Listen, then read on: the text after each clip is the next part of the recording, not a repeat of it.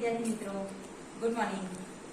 આજે આપણે ઇકોનોમિક્સની અંદર ચેપ્ટર નંબર 1 એમાં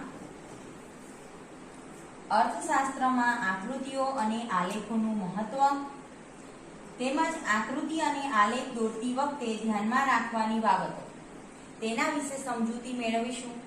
તે ઉપરાંત આકૃતિના પ્રકારો કયા કયા છે તે જાણીશું. તો શરૂ કરીએ અર્થશાસ્ત્રમાં આકૃતિઓ તથા આલેખોનું મહત્વ. પહેલું છે સામાન્ય રીતે અઘરો અને અટપટો લાગતો અર્થશાસ્ત્રનો અભ્યાસ આકૃતિ દ્વારા સરળ બને છે અને આલેખ દ્વારા વધુ સ્પષ્ટ બને છે. જે પ્રશ્ન હોય, અઘરો હોય, અટપટો હોય, તે આપણે આકૃતિ દ્વારા સરળ બનાવી શકીએ છીએ અને આલેખ દ્વારા આપણને એની વધુ સ્પષ્ટતા થાય છે. બીજું છે અર્થતંત્રમાં આવતા કેટલાક પરિબળોના જુદા જુદા વર્ષોના વલણો સહેલાઈથી એક જ આકૃતિ અથવા આલેખમાં જોઈ શકાય છે. બરોબર? અર્થતંત્રની અંદર જે પરિબળો છે એ જુદા જુદા વર્ષો દરમિયાન થયા હોય પણ આપણે એક જ આકૃતિની અંદર, એક જ આલેખની અંદર તે જોઈ શકીએ છીએ. તમને સૌને ખબર છે કે દાખલા તરીકે અતિવૃષ્ટિ હોય તો છેલ્લા 5 વર્ષમાં કયા કયા પ્રદેશમાં કેટલી અતિવૃષ્ટિ થઈ તે જાણવું હોય તો આપણે આલેખ દ્વારા દોરી શકાય છે અને જાણી શકાય છે. ત્રીજું છે અર્થતંત્રના વિવિધ ક્ષેત્રોમાં થતા ફેરફારો પણ સહેલાઈથી સમજી શકાય છે. અર્થતંત્રની અંદર કૃષિ ક્ષેત્ર છે, ઉદ્યોગ ક્ષેત્ર છે, નાના પાયાના ઉદ્યોગો છે, ગૃહ ઉદ્યોગો છે, તો એમાં જે ફેરફારો થાય છે તે આપણે જોઈ શકીએ છીએ. અર્થતંત્રના કેટલાક પરિબળો માટેની વર્ગો, પ્રદેશો, ક્ષેત્રો તેમજ સમયગાળા વચ્ચેની સરખામણી સહેલાઈથી કરી શકાય છે.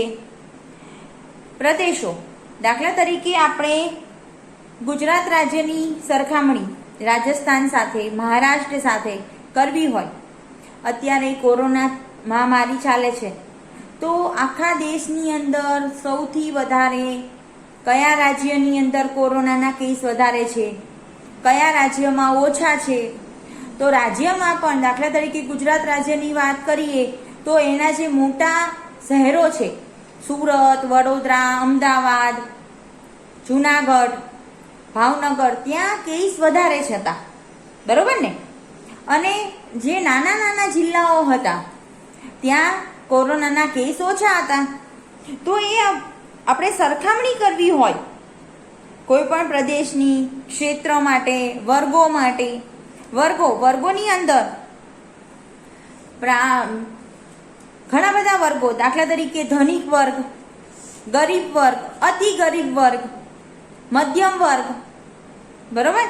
તો એ વર્ગોની સરખામણી છે એ પણ આપણે જાણી શકાય છે આલેખ દ્વારા.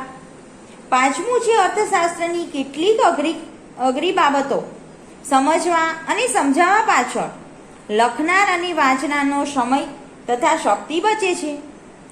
કારણ કે આકૃતિ કે આલેખ દ્વારા અનેક બાબતો સ્પષ્ટ રીતે જોવાય છે. આપણે આકૃતિ અને આલેખ એ જોઈને જ આપણને ખ્યાલ આવી જાય કે આમાં શું કહેવા માંગે છે. એના માટે જે આપણને આ વસ્તુ સમજાવવા માંગતા હોય, આ બાબત આપણને જે સમજાવવા માંગતા હોય એને લખવામાં સમય નથી વ્યતીત કરવો પડતો. બરોબર? અને આમ પણ લખેલું હશે એ વાંચવા કરતાં આપણે આકૃતિ ઉપરથી એનું વિશ્લેષણ કરવું આપણને વધારે ઈઝી લાગશે. કારણ કે ઘણી વ્યક્તિઓ એવી હોય છે કે એને વાંચવાનો કંટાળો આવે, બહુ સરસ લખેલું હોય છતાં પણ વાંચે નહીં અને નીકળી જાય. પણ આકૃતિ હશે તો એના, આલેખ હશે તો એના ઉપરથી તે તારણ કાઢશે.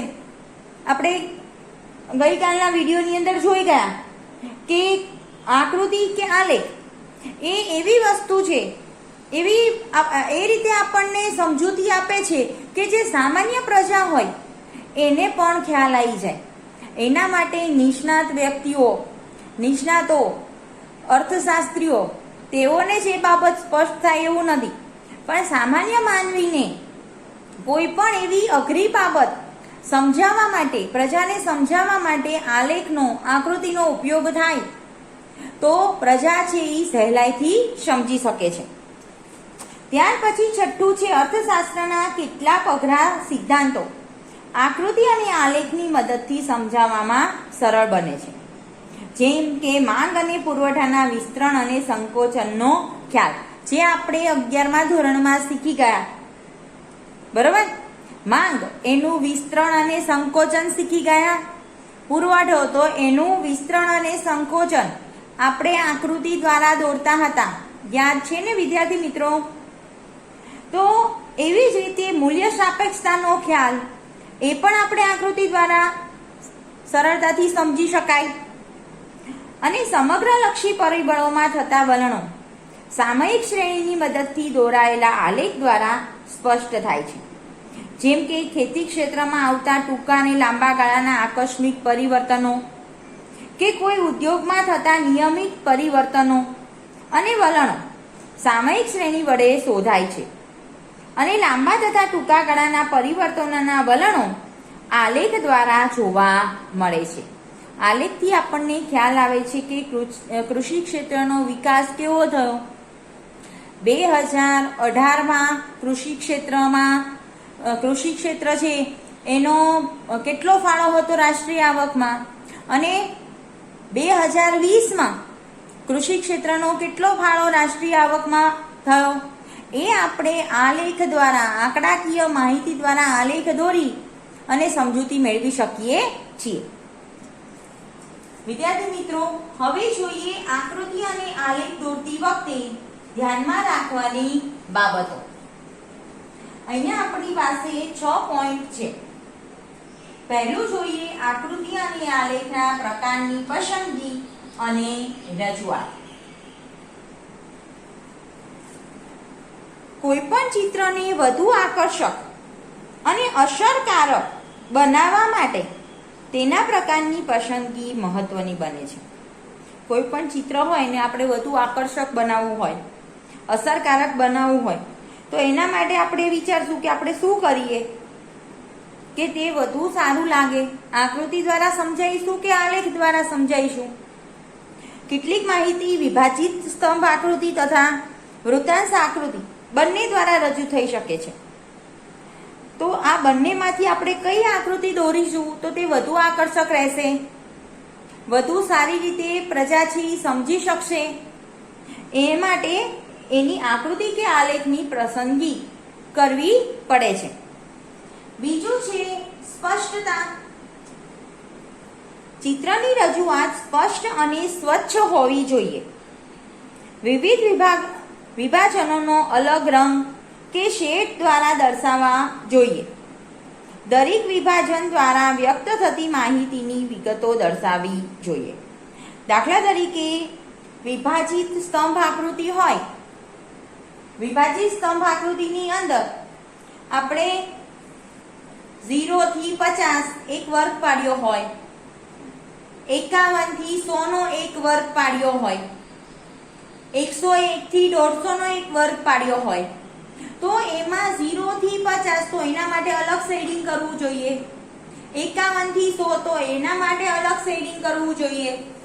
બરોબર? અથવા અલગ અલગ રંગ વડે તેને દર્શાવવા જોઈએ, જેથી કરીને માહિતી સ્પષ્ટ રીતે પ્રજા સમજી શકે, લોકો છે એ સમજી શકે. ત્રીજું છે ચોક્કસ સ્કેલમાં.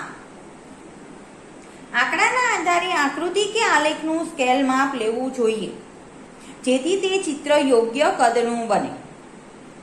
બરોબર? તમે આકૃતિ દોરો કે આલેખ દોરો, યોગ્ય સ્કેલ માપ હોવું જોઈએ.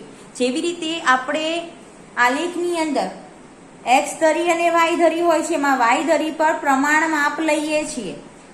બરોબર ને?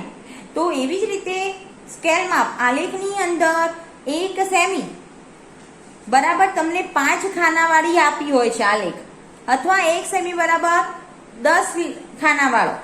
બરાબર ને?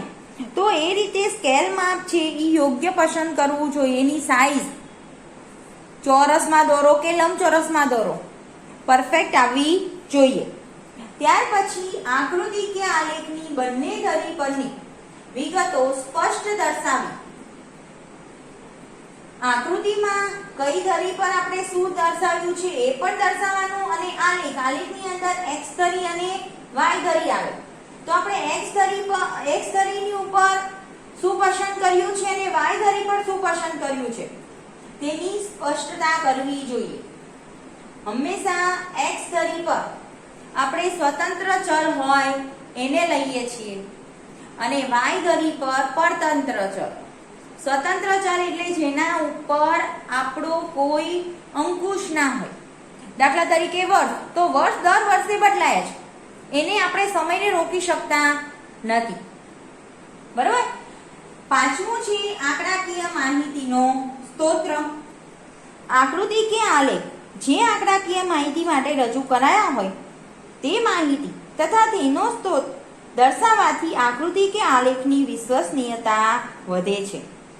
કે આપણે જે આકૃતિ કે આલેખ દોર્યા હોય તો એના માટે એ આંકડા આપણે ક્યાંથી મેળવ્યા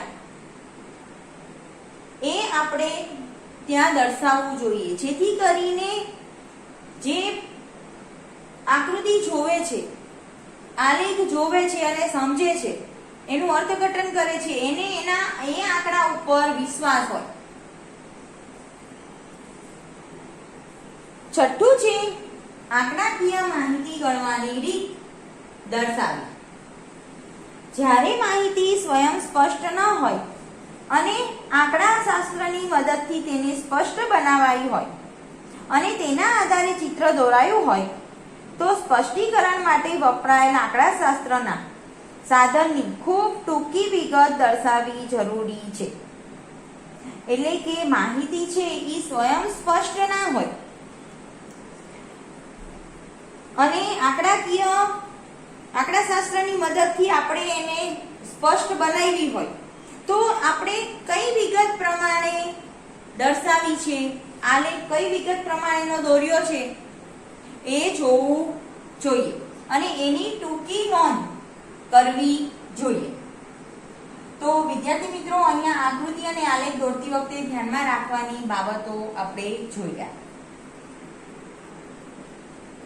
હવે જોઈએ આકૃતિના પ્રકારો. આકૃતિના પ્રકારોમાં પહેલું છે ચિત્રાકૃતિ. સામાન્ય રીતે આપણે આકૃતિના આટલા પ્રકારો છે, એમાં પહેલું ચિત્રાકૃતિ, બીજું છે છૂટાછવાયા બિંદુઓ અથવા વિકર્ણ દર્શાવતી આકૃતિ, ત્રીજું છે સમય આધારિત અથવા અન્ય પરિબળ આધારિત રેખા આકૃતિ. સમય આધારિત એટલે કયો સમય, અમુક વર્ષ લેવામાં આવે, અમુક મહિના લેવામાં આવે, એટલે સમયને આધારિત. એના પછી છે વર્તુળ આકૃતિ. વર્તુળની અંદર આપણે જે દોરીએ વર્તુળ આકૃતિ. એના પછી સ્તંભ આકૃતિ, બરાબર, જે આપણે આલેખમાં દોરીએ છીએ, સ્તંભ આકૃતિ. એના પછી વૃત્તાંશ આકૃતિ, જે પણ આપણે ધોરણ 11 માં શીખી ગયા. તો વિદ્યાર્થી મિત્રો, અહીંયા આપણે આ ત્રણ આકૃતિઓ વિશે સમજવાનું છે. આ પાઠની અંદર, આ પ્રકરણની અંદર સમય આધારિત અથવા અન્ય પરિબળ આધારિત રેખા આકૃતિ, ત્યાર પછી સ્તંભ આકૃતિ અને ત્યાર પછી વૃત્તાંશ આકૃતિ. આ ત્રણ વિશે આપણે આ પ્રકરણની અંદર સમજવાનું છે. તો વિદ્યાર્થી મિત્રો, આપણે આ પ્રકરણની અંદર આ ત્રણ આકૃતિ વિશે સમજૂતી મેળવવાની છે. સમય આધારિત અથવા અન્ય પરિબળ આધારિત રેખા આકૃતિ, સ્તંભ આકૃતિ અને વૃત્તાંશ આકૃતિ. તો એના વિશે હવે પછીના વિડીયોની અંદર ભણાવવામાં આવશે. તો વિદ્યાર્થી મિત્રો, જો તમને આ વિડીયો પસંદ આવ્યો હોય તો પ્લીઝ તેને લાઈક કરજો, તેને સબસ્ક્રાઇબ કરજો, શેર કરજો, સબસ્ક્રાઇબ કરજો અને સબસ્ક્રાઇબની બાજુમાં જે બેલ આઇકન છે તેને પ્રેસ કરજો, જેથી કરીને મારો નવો વિડીયો આવે તો તમે જોઈ શકો. અને મારા સ્ટાન્ડર્ડ 12 માં 4 સબ્જેક્ટના વિડીયોઝ છે. જે તમને પ્લે લિસ્ટની અંદર ક્રમવાર જોવા મળશે. Okay, have a good day, by.